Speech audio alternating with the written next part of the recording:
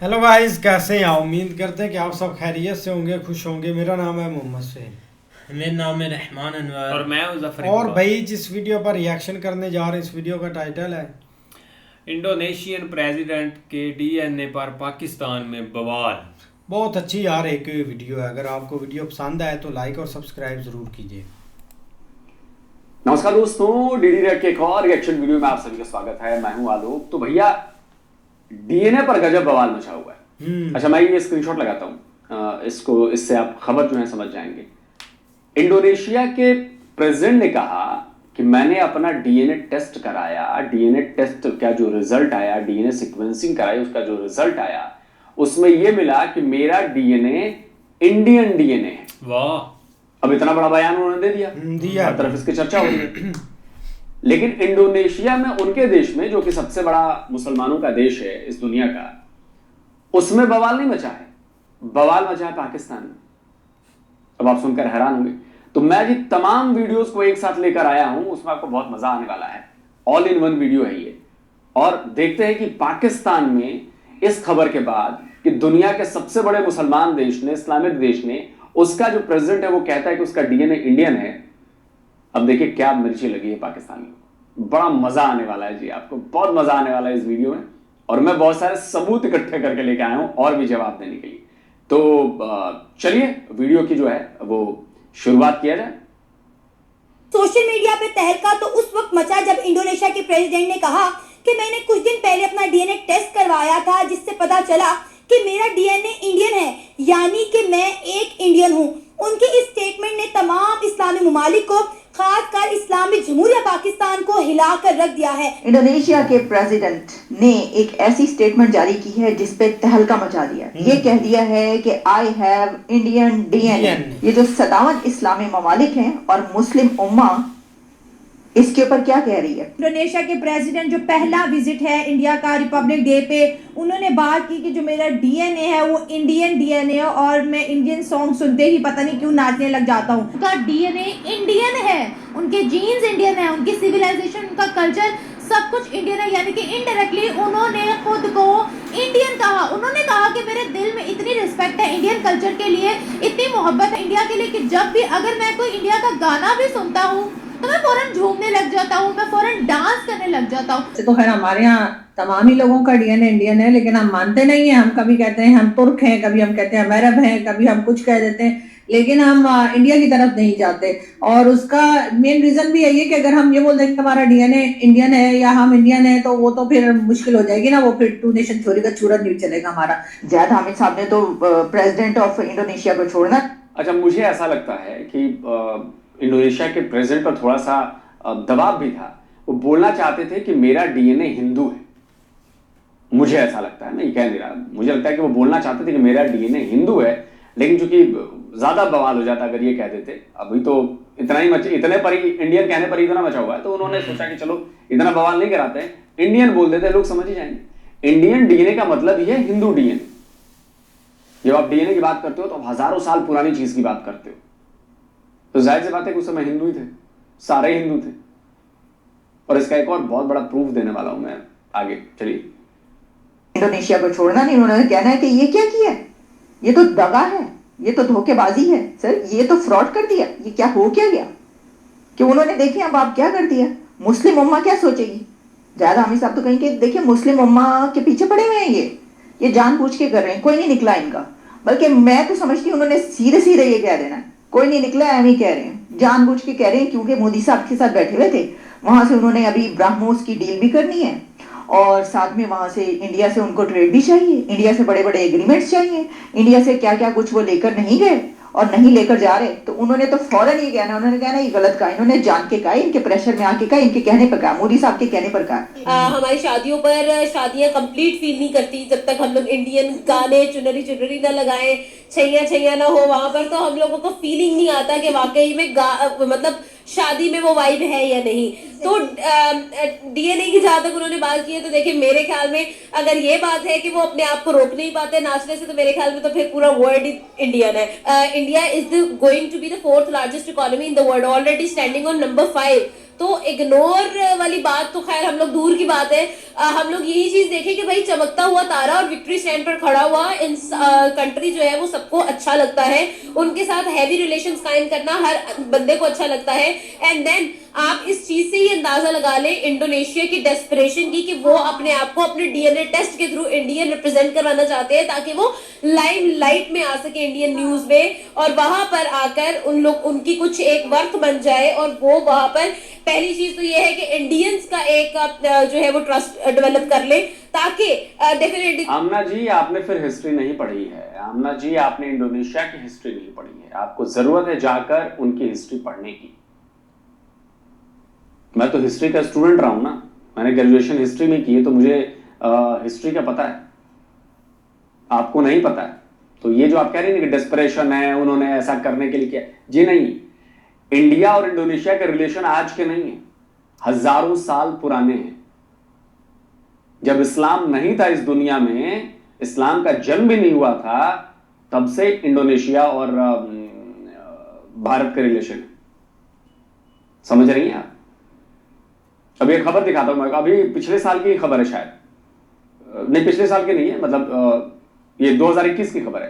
ये खबर देखिए, Indonesian ex president Sukarno's daughter to convert from Islam to Hinduism. क्यों हुआ ऐसा? क्योंकि ओरिजिनल जो वहां के लोग हैं वो हिंदू हैं। सुकर्णो पुत्री उनका नाम ही हिंदू है। जो इंडोनेशिया के अभी प्रेसिडेंट आए थे उनका नाम आपको मुसलमान नाम लगा, इस्लामिक नाम लगा? आप बताइए, नहीं लगा ना? क्यों? क्योंकि वो हिंदुओं का कल्चर है वहां पर, वो हिंदू ही थे। और जिनकी बेटी की बात कर रहा हूं मैं, उन्होंने एक बार कहा था भारत में कि हमने अपना रिलीजन बदला है, अपने पुरखे नहीं बदले, हमारे पुरखे हिंदू थे। और बताता हूं आपको, आप जाकर, मैं सारे लोगों को चैलेंज करता हूं और आपको भी करता हूं चैलेंज, आप जाकर जरा सर्च करिए गूगल पर, आपको ये खबर मिलेगी। ये देखिए, Ramayana of India loved in Indonesia, how the great Indian epic ties India to Asia and ASEAN in an unbreakable bond. वहां पर पिछले हजारों साल से रामायण के शोज होते हैं, बाकायदा मंचन किया जाता है, नाटक में स्टेज शो होता है, दुनिया भर से लाखों लोग देखने आते हैं उसे। रामायण का इतना गहरा संबंध है वहां पर। अब आप बताइए कि एक इस्लामिक देश में हजारों साल से रामायण क्यों स्टेज पर परफॉर्म किया जा रहा है? इसलिए परफॉर्म किया जा रहा है क्योंकि इस्लाम बाद में आया, रामायण वहां पर पहले से थी। ठीक है, दूसरी खबर दिखाता हूं, फाइनेंशियल एक्सप्रेस की है, the trail of Rama's tale, Ramayana's influence on India and Indonesia. आप जाकर इस खबर को पढ़िए। वहां की गुफाओं में, जो हजारों साल पुरानी गुफाएं हैं, वहां पर तस्वीरें हैं रामायण की कहानी बयां करते हुए। इस्लाम बाद में पहुंचा, उसके हजारों साल पहले से वहां पर हिंदुइज्म था। तो जो उनके पहले प्रेसिडेंट थे इंडोनेशिया के, उन्होंने यही बात कही कि हमने अपना रिलीजन चेंज किया है, हमने अपने पूर्वज नहीं चेंज किए, हमने अपने एंसेस्टर चेंज नहीं किए। तो ये कहना आपका कि जी बिजनेस के लिए और इसके लिए और उसके लिए डेस्परेशन में, जी नहीं, ये बिल्कुल झूठी बात है। आपको जाकर इंडोनेशिया की हिस्ट्री पढ़नी चाहिए, तभी मामला जमेगा, ऐसा नहीं होगा। आके डेफिनेटली देखिए, इंडिया के अंदर जो चीज ट्रेंड पे हो रहा है, आप देखें, the prime minister of India once said about Maldives and उनकी पूरी टूरिज्म हिल के रह गई थी। ठीक है, उन्होंने लक्षद्वीप को ऐड किया उसके अंदर और मालदीव को माइनस किया, and everything just faded away.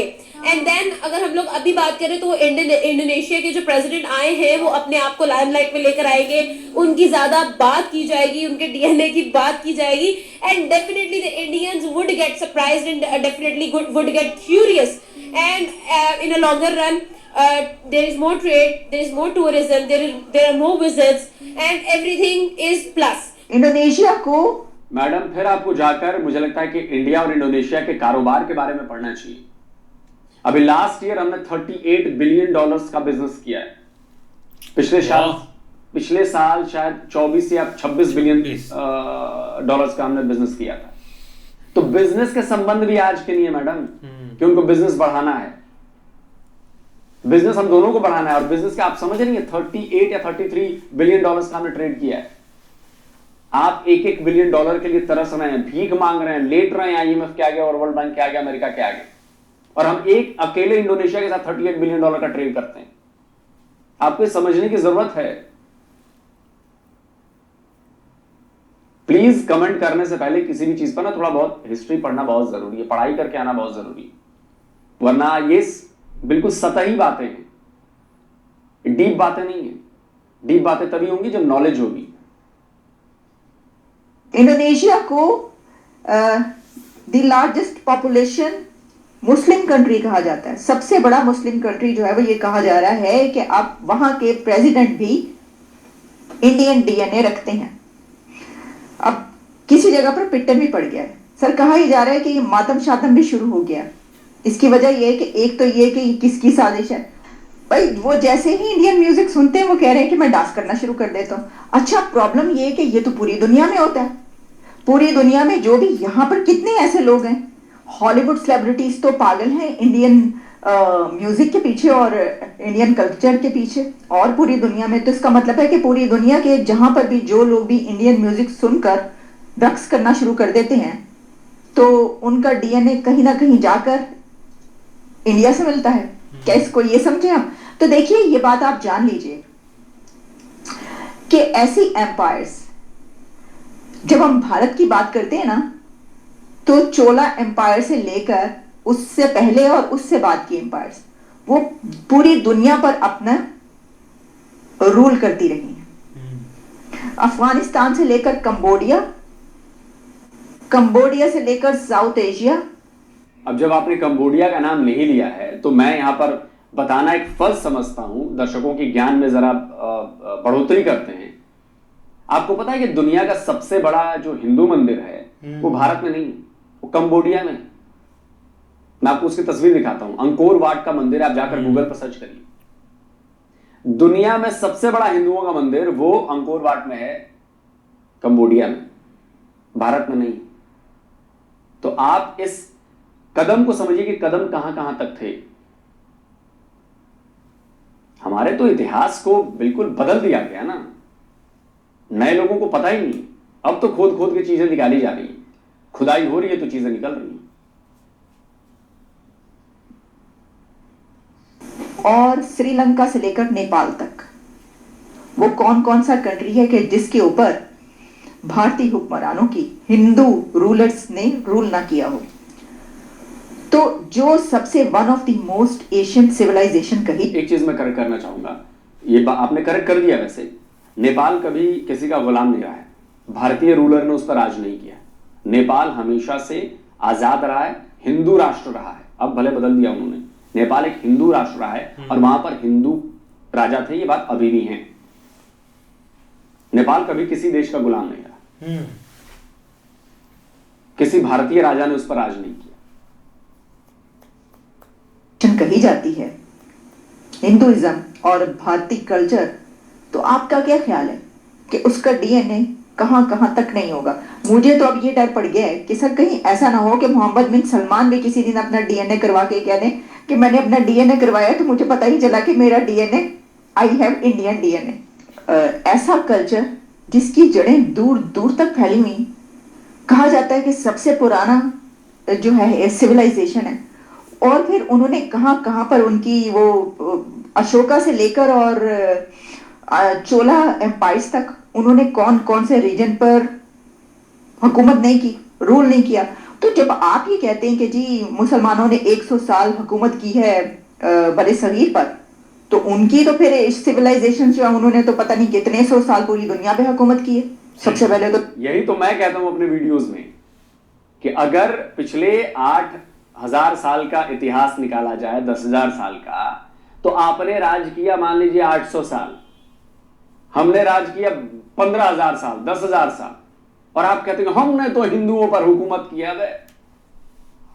इतिहास पढ़ो जाकर किसने किस पर हुकूमत की है, पूरी दुनिया जानती है किसने किस पर हुकूमत की। आपने नहीं मानना है, मत मानो। पहले तो थे ही वो, तो हुन दसो तो फिर उनका डीएनए कहां कहां तक नहीं होगा? इस्लामिक सबसे बड़ी इस्लामिक कंट्री है, और उसका बंदा ये कह रहा है कि मैंने डीएनए टेस्ट करवाया और उससे इंडिया के इशार निकले।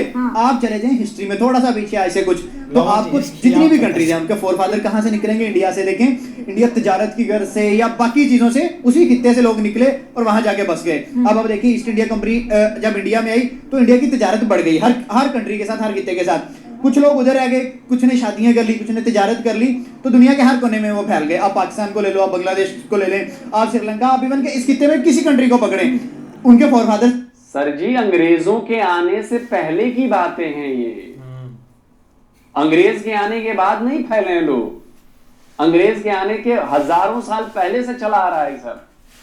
हमारी हिस्ट्री इतनी, उनके फोरफादर्स कहाँ से निकलेंगे? बरसगीर इंडिया से ही निकलेंगे, क्योंकि ये चीज स्टार्ट ही उधर से हुई। पर यहाँ मुझे जो मोस्ट इंटरेस्टिंग बात लग रही है वो ये है कि इंडिया की अब जो इकोनॉमी बहुत ऊपर है ना, तो अगर ना भी डीएनए में होता तो उसने बोल देना था कि मेरे डीएनए में इंडिया का डीएनए मौजूद है। हम मुसलमान हैं, हमें बड़ा प्राउड है। लेकिन सर, जैसे आपने कहा कि हमारे फोरफादर, दादा परदादा, या उनके कोई ना कोई, क्योंकि हम हिंदुस्तान में थे ना, डीएनए है उसमें। लेकिन हमने अपने डीएनए को अगर देखें तो हम भी हिंदुस्तानी थे, या हिंदुइज्म हमारे डीएनए में डेफिनेटली होगा। लेकिन जब पाकिस्तान बना तो हिंदुइज्म पाकिस्तान में उस तरह से नहीं बढ़ा जिस तरह से इंडिया में मुसलमान बढ़े। वो 30 करोड़ तक पहुंच गया, और हमारे मुल्क के अंदर 1 करोड़ भी हिंदू नहीं है। क्यों नहीं है? कि यहाँ पर ज्यादा जो प्रमोट है पाकिस्तान है, और हम इस्लामिक कंट्री से हैं, और हम इस्लामिक कंट्री को ही प्रमोट करते हैं। तो इंडोनेशिया भी तो इस्लामिक कंट्री है, वो इंडिया में खड़ा होकर हिंदुइज्म को क्यों प्रमोट करते हैं? लेकिन हमारे इधर ये नहीं है ना, इस तरह का रवाज नहीं है। लेकिन यहाँ पर मुसलमान ज्यादा हैं, उस वजह से हम इस्लामिक पॉइंट ऑफ व्यू पे चलते हैं। ठीक है, उसी पे हम ठीक है। अब आपके बात को मैं काउंटर करती हूँ। इंडोनेशिया में सबसे ज्यादा मुसलमान है, और उनके करेंसी पे इंडिया के भगवान गणेश की जो है फोटो है, और वहां पर महाभारत को पूरा ड्रामा करके ऐसे प्ले किया जाता है। दुनिया से बढ़ से लोग आते हैं। इंडोनेशिया कहते हैं कि हम बेशक मुसलमान हैं, लेकिन हमारे फोरफादर हिंदू थे, तो हम हिंदुइज्म को नहीं छोड़ सकते, हम हिंदुइज्म को अपने मुल्क में जिंदा रखेंगे। लेकिन ये बिल्कुल ये बात सही है, और उन्होंने जिंदा रखा हुआ है। दूसरी बात जो ये आपने कही ना कि इंडोनेशिया के करेंसी पर जो है भगवान गणेश है, तो वो 2008 तक थे। 2008 तक जो करेंसी थी उस पर थे, उसके बाद अब किसी करेंसी पर भगवान की फोटो नहीं। तो ये मैं यहाँ पर करेक्ट करना चाहूंगा कि 2008 तक थे, 2008 के बाद उन्होंने करेंसी बदल दी है, 2008 के बाद नहीं। लेकिन हाँ, हिंदुइज्म से उन्होंने पीछा नहीं छुड़ाया है। आप जाइए, बाली सर्च करिए गूगल पर, आपको पता चले वहां पे हिंदूज की कितनी पॉपुलेशन है, वहां पे कितने लोग वीडियोस आते हैं, आप जाके देखिए भाई यूट्यूब पे सब कुछ। और मंदिर उन्होंने बड़े सहेज कर रखे हुए इंडोनेशिया में। पाकिस्तान की तरह नहीं है कि 1947 में 2000 मंदिर थे और आज 20 मंदिर भी नहीं।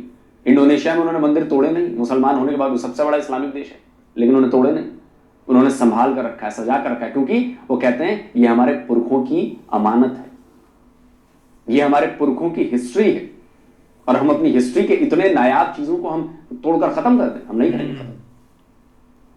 लेकिन ये हमारी इधर जो है ना एक मोनोपली है उनकी, या उनकी मोनोपली कह रहे हैं, हमारी कह लें कि हम चाइना के साथ कनेक्टेड है, वो इंडिया के साथ ज्यादा कनेक्टेड है, इसलिए वो इंडिया को प्रमोट कर रहे हैं, हम चाइना को प्रमोट करते हैं। ठीक हो गया, तो चाइना तो इस्लामिक मुल्क नहीं है, वरना हम कहते हैं हम तो बस मुसलमानों से दोस्ती करेंगे। हाँ जी, लेकिन ये है कि हमारा एक ट्रेंड चल रहा है बिजनेस के लिहाज से, चाइना पूरी दुनिया में प्रमोट कर रहा है बिजनेस। अगर हम भी अपना टेस्ट करवा ले तो शायद हम भी इंडियन निकले या पाकिस्तान, तो यहाँ पर भी बहुत सारे अगर आप अपना डीएनए टेस्ट करवाए शायद आप भी इंडियन निकले। हो सकता है, क्योंकि जाहिर है पहले इंडिया और पाकिस्तान एक ही मुल्क था जिसे हम जो है बड़े सगीर पाको हिंद कहा करते थे। उसके बाद 1947 में जब तकसीम हिंद हुआ तब पाकिस्तान मार्फे मौजूद में आया। जाहिर है तकसीम हिंद के वक्त बहुत सारे लोग जो है वो यहाँ से हिंदुस्तान चले गए, और हिंदुस्तान से बहुत सारे लोग जो है वो पाकिस्तान आ गए। इसीलिए बहुत सारे इंडियन भी कहते हैं कि अगर पाकिस्तानी अपना डीएनए टेस्ट करवाएं तो इंडियन निकलेंगे। लेकिन अक्सर पहली बात कि पाको हिंद नहीं था, बड़े सगीर पाको हिंद। जब पाकिस्तान था ही नहीं तो पाको हिंद कैसे हो सकता है? आप लोगों को गूगल भर दिया गया, पढ़ा दिया गया कि पाको हिंद, पाको, अरे पाकिस्तान था ही नहीं तो पाको हिंद कैसे होगा बड़े सगीर? बड़े सगीर। लेकिन अक्सर पाकिस्तानी इस बात को एक्सेप्ट करने में जो है वो कबाहत फील करते हैं, गुस्सा भी कर जाते हैं जब इंडियन उन्हें ये बात कहते हैं कि भाई आप लोग अपने अबाउट को उठा के देखें, पीछे से वो हिंदुस्तानी निकलेंगे। दरअसल बात ये है कि हमारे कुछ गलत पॉलिसियों की वजह से ये नफरत फैलाई हुई है, और हम आइंदा कोशिश करें कि ये नफरत खत्म हो जाए। यौम जमहूरिया बनाया तो इसके ऊपर तो वादा भी किया जा सकता है। अच्छा। वहाँ पे जो अक़लियतें हैं उनको तो उनके हकूक दिए नहीं जा रहे हैं, ठीक है। ना तो वो मुसलमानों को उनके हकूक दे रहे हैं, ना वो सिखों के साथ सही तरह चल रहे हैं। तो और ये लोग अपने आप को दुनिया की सबसे बड़ी जमहूरियत कहते हैं। तो ये बस एक जो इनका ये मोदी आया, ये ना तो जमहूरियत के बलबूते पे आया है, बल्कि ये इसको फौज लेके आई है। तो ये बंदा ऐसा है जो मतलब जिसका ज़हन है उसी को बताया हुआ था जैसे। तो जब से इसने अपने जो सुबह था इसका, तेरे बाप का क्या जाता है ये? हमने बिठाया ना। तेरी क्यों जल रही है? तू फिसड्डी है इकोनॉमी में, इसलिए जल रही है। तुझे भीख मांगना पड़ रहा है इसलिए तेरा पीएम भीख मांगता है, इसलिए तेरी जल रही है। अरे जलते रहो, मजा आ रहा है बॉस, जलते रहो ऐसे ही जलते रहो। ये झूठी बातें करते रहो, जलते रहो, हम डेवलप होते रहेंगे और तुम्हारे सीने पर मूसल दलते रहेंगे।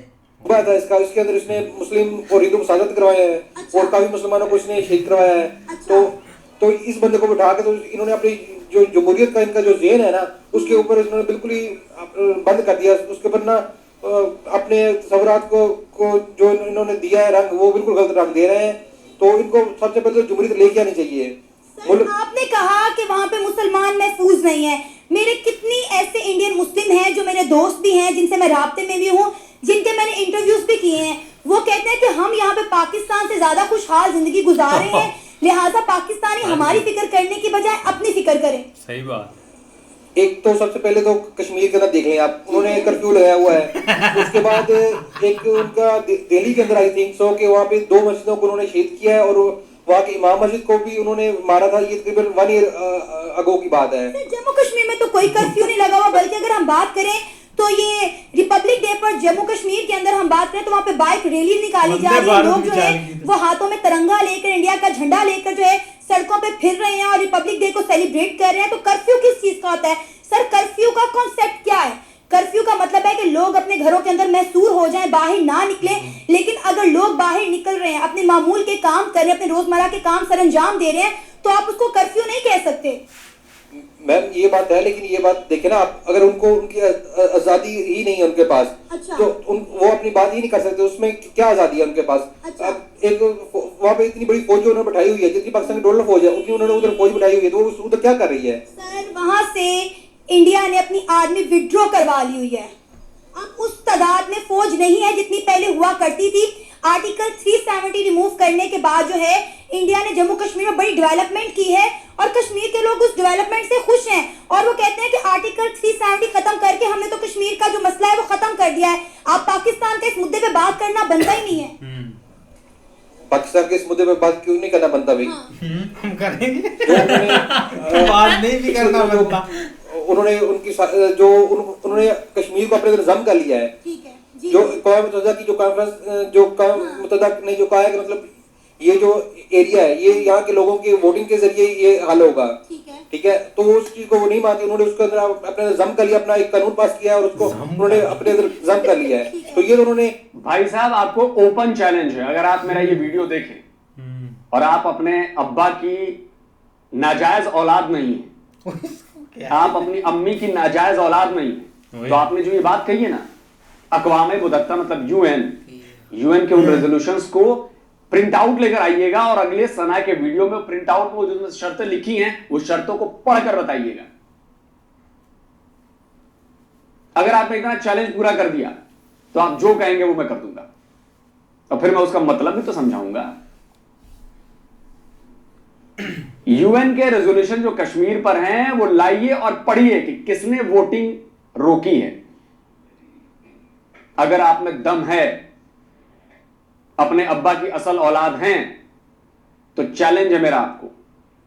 आप वो शर्तें, 3 शर्तें मैं बता देता हूं, तीनों शर्तें लाकर पढ़कर सुनाएंगे ऑन कैमरा और उसका मतलब बताएंगे, ठीक है?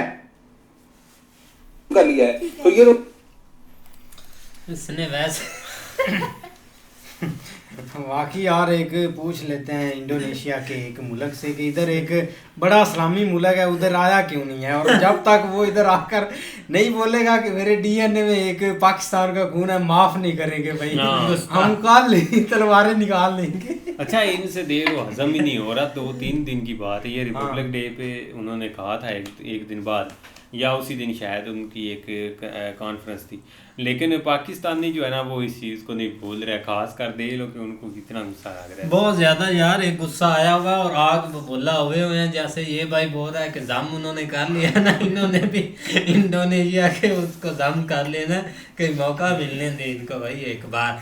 यार देखें कि एक उनकी स्टेटमेंट बहुत अच्छी है यार, वो देख कर चलते हैं, पूरे वर्ल्ड को देख कर चलते हैं, अपना एक पीछे जो उनका था उनको लेकर चलते हैं। वहाँ पर बहुत चीज़ें अच्छी चल रही हैं, वहाँ पे कोई हिंदू मुस्लिम नहीं है, उनको पता भी नहीं है कि यहाँ पर पाकिस्तान में क्या हो रहा है क्या नहीं, वो इस चीज़ में एक इंटरेस्ट ही नहीं लेते।